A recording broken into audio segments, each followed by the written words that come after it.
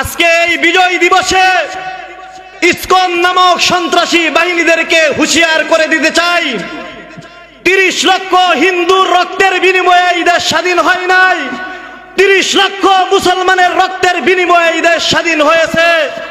যতদিন পর্যন্ত পূর্ব আকাশ থেকে সূর্য উদিত হয়ে পশ্চিম দিকে অস্তমিত যাবে, ততদিন পর্যন্ত এই বাংলাদেশের রাষ্ট্রধর্ম ইসলাম থাকবেই থাকবেই থাকবে। ঠিক কিনা বলেন?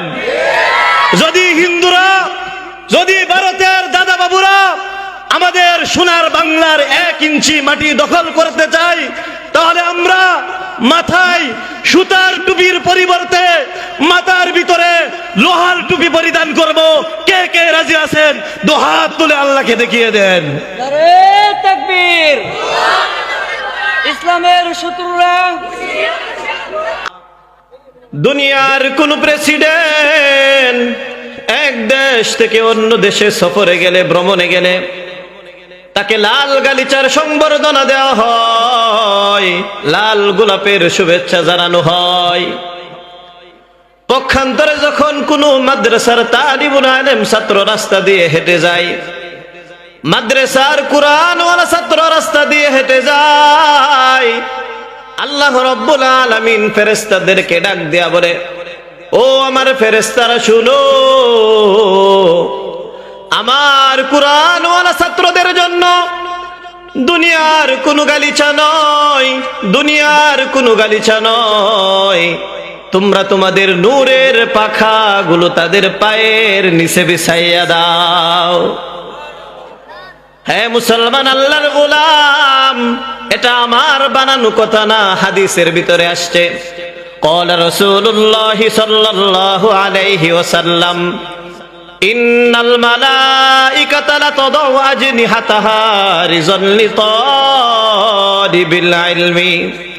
আল্লাহর নবী বলেন, তালিবুল আলেম ছাত্রদের সন্তুষ্টির জন্য, কুরআনওয়ালা ছাত্রদের সন্তুষ্টির জন্য ফেরেশতারা তাদের নূরের পাখাগুলো তাদের পায়ের নিচে বিছাইয়া দেয়।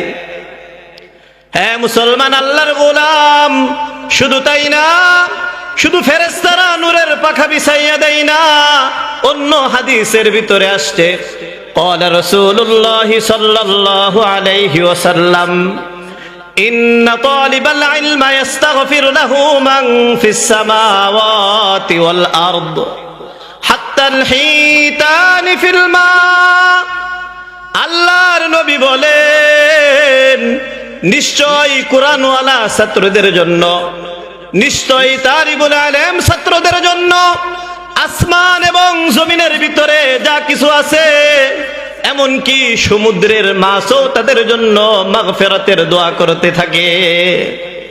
হ্যাঁ মুসলমান, আল্লাহর গোলাম, শুধু তাই না, অন্য হাদিসের ভিতরে আসছে, ক্বালা রাসূলুল্লাহ সাল্লাল্লাহু আলাইহি ওয়াসাল্লাম, মান জাআহুল মাউতু ওয়া হুয়া ইয়াতলুবুল ইলমা লা ইউহয়ি বিহিল ইসলাম ফাবাইনাহু ওয়া বাইনান নাবিয়িনা দারাজাতান ওয়াহিদাতান ফিল জান্নাহ।